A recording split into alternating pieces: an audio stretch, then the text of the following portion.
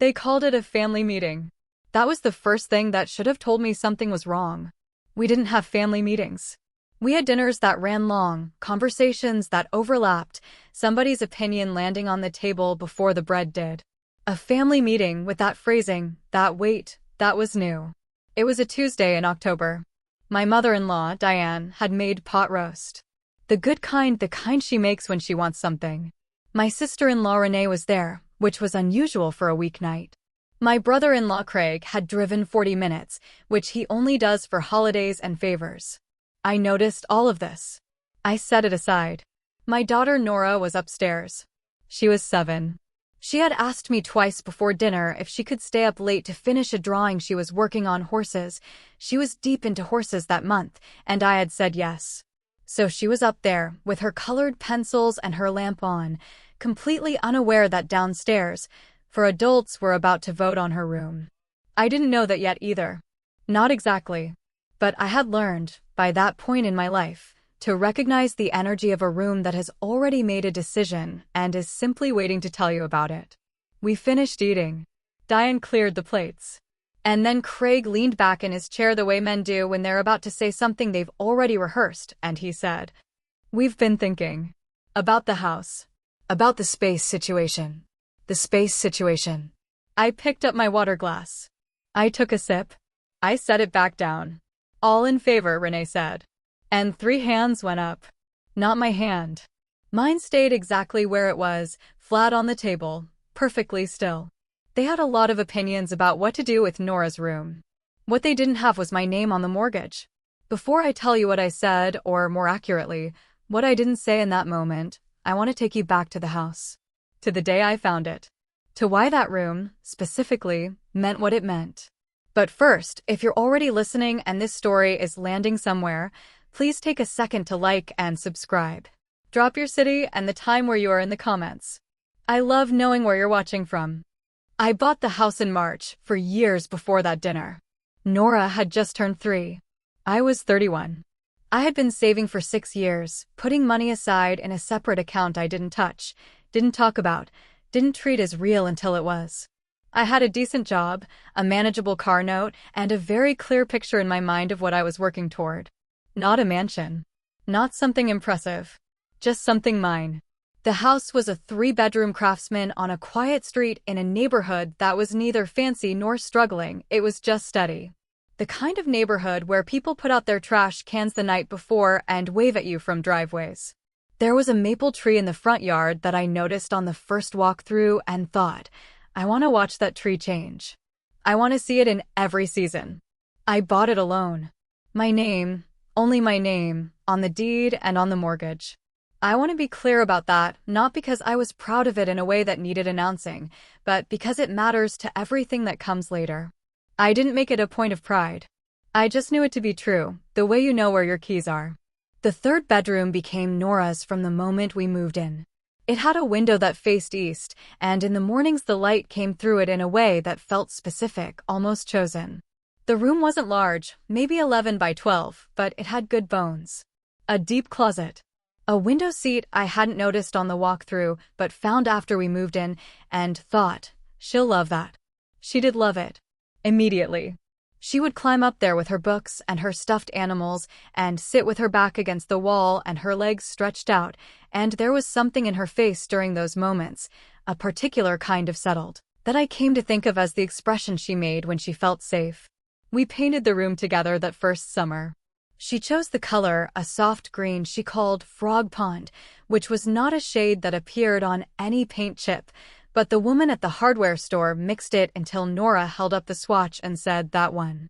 We painted on a Saturday with the windows open and music playing, and Nora got paint on her elbow and didn't notice until dinner. That room became hers the way rooms do when a child is given space and time and nobody takes it away. She arranged it herself, as much as a 3-year-old can arrange anything. She moved the furniture twice before she was 5. She hung drawings on the wall with tape, covering the green paint in layers. She named the corner where the bookshelf was. She called it the reading nook, because I called it that, and she was listening. Now, the family. My husband, Marcus, and I had been married for 5 years. He was a good man, I say that plainly, not as a setup for something darker. He was kind and present, and he loved Nora in the loud, physical way that fathers love daughters, lifting her off the ground and making her shriek with laughter. We had our difficulties, as marriages do. But the marriage itself was intact. His family was a different matter. Diane, his mother, was a woman who communicated care through management. She showed up with groceries we hadn't asked for and rearranged things while she put them away. She offered opinions on Nora's schedule, Nora's diet, whether our neighborhood had the right kind of park. She wasn't malicious. She was simply a woman who believed that love meant staying involved, and involved meant having a say. Renee, Marcus's sister, was warmer or appeared warmer, but she operated on a principle I had come to recognize over the years. Whatever was good for Renee was what the family should want. She had a 3-year-old of her own, a boy named Theo, and her apartment had become genuinely too small. That part was true. That part one understood. Craig was Marcus's older brother. He was the one who made things official. If Craig weighed in on something, the family treated it as settled. He had a kind of gravity in that group, not earned through wisdom exactly, but through seniority and volume. For most of our marriage, I had managed this family the way you manage weather, with an umbrella, and by not fighting it. I had been generous with the house. I had hosted holidays, opened guest rooms, made space when space was needed. I had let Diane reorganize my pantry twice. I had bitten my tongue through suggestions and second-guessing and the particular kind of passive instruction that comes wrapped in warmth. I had let them forget, perhaps, that the house was mine. Not ours. Not the family's. Mine. That was my error. Not weakness. I want to be precise about that. Generosity is not a character flaw. But I had been so consistently generous that the line between what I offered and what they were entitled to had quietly, gradually dissolved. And I hadn't noticed until the night someone called a vote. The first sign came 8 months before the dinner. Renee's lease was ending. She was looking for something larger. Over a Sunday lunch, she mentioned, offhandedly, in the middle of a separate conversation, that Nora's room was really quite a good size for a toddler. That Theo would do well in a room like that. I looked up from my plate. She had already moved on to something else. Nobody acknowledged what she'd said.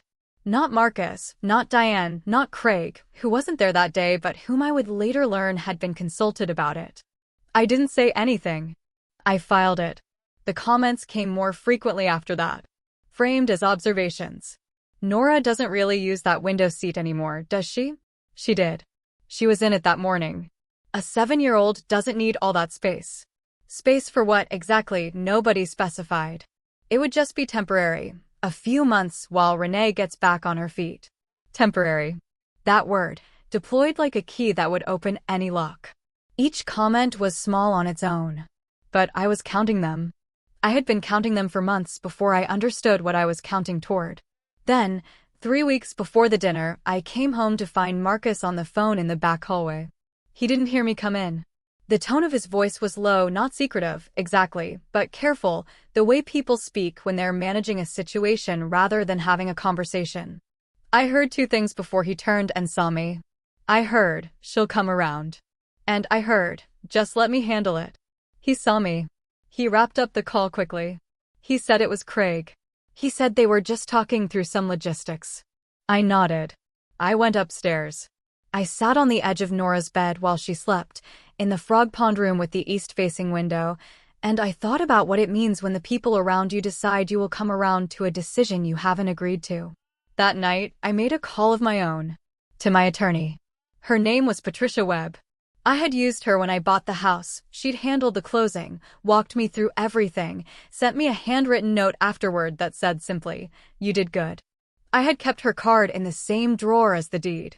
I called her on a Wednesday evening after Nora was in bed.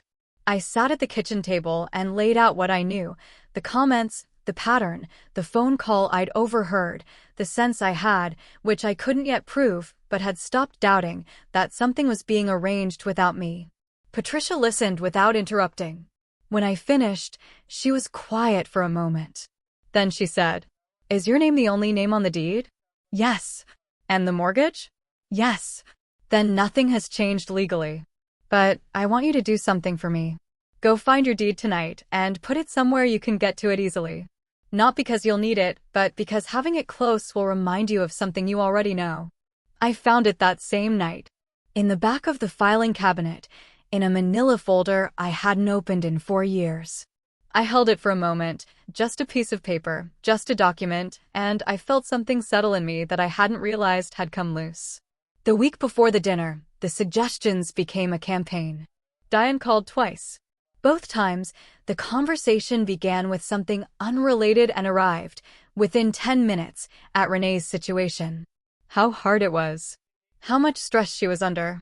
How family was supposed to help each other through difficult times. How a few months was nothing in the span of a life. I listened. I said I would think about it. This was not a lie, I was thinking about it constantly. I was thinking about what it meant that no one had asked Nora. I was thinking about what it meant that Marcus had said she'll come around rather than let me talk to her. I was thinking about the specific quality of a system in which my no was treated as an opening position in a negotiation. Renee texted me on a Friday. She said she just wanted to talk, woman to woman, and that she hoped I knew how much the family loved us. I read it twice. I didn't respond. That evening, I sat across from Marcus and told him plainly, I am not going to agree to move Nora out of her room. This is not something I'm undecided about. This is my answer. He nodded. He said he understood. He said he would tell them. He didn't tell them. Or if he did, they didn't believe him, or they decided it didn't count. Because the following Tuesday, I arrived at Diane's pot roast dinner to find the whole family assembled and waiting, and I understood before anyone spoke that this had been planned for longer than this week. I want to stop here for just a moment. If you have ever said something clearly, not harshly, not loudly, just clearly, and watched the people around you continue the conversation as if you hadn't spoken, you already understand the particular feeling that was sitting in my chest that night. The feeling isn't quite anger, not yet. It's something more precise. It's the recognition that you are not being disagreed with. You are being managed. Drop a comment below. Tell me where you're watching from. And if this is resonating with you, stay with me, because the dinner is where it turns. I want to tell you what the table looked like, because it matters. Diane had used the good dishes. The ones she brought out for Easter and Thanksgiving, the white ones with the small blue border. The pot roast was in the center. There were candles, 2 of them, lit on a Tuesday. Craig was already seated when I arrived. Renee was helping Diane in the kitchen, and she smiled at me when I came in, the particular smile of someone who has been rehearsing warmth. Marcus was quiet through dinner. He refilled glasses. He asked about Craig's work. He was being careful in a way that I recognized as guilt, and I felt a grief about that, quiet and separate from the anger, that I set aside to feel later. Nora, thankfully, was not there. She'd had dinner earlier, had asked to go to a friend's house for the evening. I had said yes. I was grateful for that now. Some things a 7-year-old doesn't need to witness. We finished eating. The plates were cleared. Diane brought out coffee and set it on the table, and there was a moment of ordinary quiet, and then Craig put his hands flat on the table and said, "So, we wanted to talk through the room situation. As a family. As a family." I looked at Marcus. He looked at the tablecloth. Craig continued. He laid it out the way he would lay out a business proposal, because that was how Craig processed most things. Renee's lease was up at the end of the month. The apartment she'd found was too expensive. Nora's room was the right size. The arrangement would be temporary, 3 months, maybe 4. Nora could move into the office, which had a closet, which was fine for a child. The timing made sense. It was practical. He said the word practical 4 times. I counted. When he finished, Renee said, "I just want to say that I would take such good care of the room. I would treat it like it was my own." Nobody in that sentence seemed to notice the word own. Diane said, "It's not forever. It's just family helping family." And then Renee said, "And I will remember this sentence for the rest of my life," she said. All in favor? 3 hands went up. Craig. Renee. Diane. Marcus's hands stayed in his lap. He didn't raise his hand, and he didn't look at me, and in a different way, that was its own answer. I looked at each of them. I want to describe what I felt in that moment, because it is not what you might expect. There was no surge of anger, no heat in my face. What I felt was something quieter than that. Something almost like clarity. The kind of clarity that comes when something you have suspected is confirmed, and you no longer have to wonder. I let the silence sit for a moment, long enough to be felt. Then I said, I'm curious about something. When did this become a family vote? Craig started to answer. I kept going. Because as far as I understand it, and I've been trying to understand it, a vote implies that everyone at the table has equal standing in the decision. So I want to make sure I have this right. Is that the assumption we're working from? Diane said, we're just trying to come to something together. Together, I said. Okay, then let me ask this together. Whose name is on the mortgage? The candles were very steady. Nothing moved. This house is not a family asset. It is not jointly owned. It was not inherited by any of us. I bought it. I pay for it. My name is the only name on the deed, which means there is no vote. There is only my answer, which I have already given, multiple times, to multiple people in this room. I reached into the bag I'd brought. I had the deed with me. Patricia had suggested it, had said simply, bring it, not to threaten anyone, just to have it close. I set it on the table. Not dramatically. Just placed it there, the way you set down something that belongs to you. This is the document that says what it says. I'm not angry. I'm not asking anyone to apologize. But I want to be clear so that we don't end up here again. My daughter's room is her room. That is my answer, and it is not a starting position. Nobody spoke for a long moment. Then Renee said, quietly, you didn't have to bring paperwork to a family dinner. And I said, you didn't have to take a vote. The vote didn't end anything. Not that night. In some ways, it started something, or maybe it finished something that had been quietly ending for a long time without anyone naming it. Stay with me. Because what happened in the weeks after that dinner is where I had to make some of the harder decisions. Not about Nora's room. That was settled. But about what I was willing to accept, and what I wasn't, going forward. Craig left first. He didn't say much on the way out. He thanked Diane for dinner, which struck me as a strange thing to thank someone for under the circumstances, and then he was gone. His exit felt like a man who had expected a different outcome and needed to recalibrate privately. Renee took longer. She lingered in the kitchen with Diane, speaking quietly. I heard the low murmur of their voices, but not the words. When she came through to get her coat, she stopped beside me and said, I hope you know this wasn't meant to make you feel attacked. I said, I know. And I did know. That was the complicated part.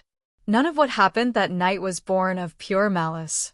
It was born of a kind of collective blindness, a family that had looked at a house one of them owned and gradually, without any single dramatic decision, come to experience it as theirs. Not out of cruelty. Out of the particular entitlement that grows in the absence of limits. Renee left. Diane walked her out. Marcus and I were alone in the kitchen. He was washing a dish that didn't need washing. His back was to me. I said his name. He turned around. I need you to understand something, I told him. Not about tonight. About what comes next. I love you and I am not leaving, but I need you to understand that this house is mine. Not ours in the legal sense. We've talked about that. We know what the arrangement is. I've been fine with that. But it means that when your family decides to take a vote about it, I need you to be on my side. Not theirs. Not in the middle. Mine. He was quiet for a long time. Then he said, you're right. I should have said something before it got to that. That was not a large apology. But it was a real one. I accepted it for what it was. The group text went quiet after that night. Not cold, just quiet. Diane sent a message 2 days later that said she hoped everyone was doing well, which was the family equivalent of a weather report, technically neutral, emotionally loaded. Renee didn't text me directly for almost 2 weeks. During that time I thought a great deal about what I wanted the next chapter to look like. I didn't want a war. I want to say that plainly, because sometimes when a woman holds her ground people assume she's building a case, preparing for battle, storing grievances. I wasn't. What I wanted was simpler and, in some ways, harder to achieve. I wanted to be someone whose no was believed the first time. Who didn't have to bring a deed to a dinner table to be taken seriously. I had made it too easy, for too long, for the line to blur. I was going to stop doing that. Not with anger. Just with consistency. I declined the next Sunday dinner. I didn't give a reason. When Diane called the following week, I kept the conversation brief and warm. I answered her questions. I didn't linger. When she tried to bring up Renee, how difficult things were, how much pressure, I said, I hope she finds a good solution, and moved on. This is what changed. I stopped being available to conversations that had already decided their outcome. I want to tell you about the night I picked Nora up from her friend's house. It was later than I'd planned, close to 9. She was tired, that particular boneless tired that 7-year-olds get, and she leaned against me in the car on the way home without saying much. When we got inside, she went upstairs and I followed to help her get ready for bed. She climbed up onto the window seat, still in her shoes, which I let go, and looked out at the dark street and said, out of nowhere, "Mom, is my room always going to be my room?" I looked at her. I asked why she was asking. She shrugged in that elaborate way children shrug when they've heard something they're not sure they were supposed to hear. Grandma Diane said something at Thanksgiving. About my room maybe having a visitor. Thanksgiving was 8 months ago. She had been carrying that for 8 months. I sat down on the window seat beside her. I told her the truth, in the way you tell a 7-year-old the truth, simply, without the complicated parts. I said, your room is always going to be your room. This is our house. I bought it for us. Nobody can change that without me, and I'm not going to change it. She nodded.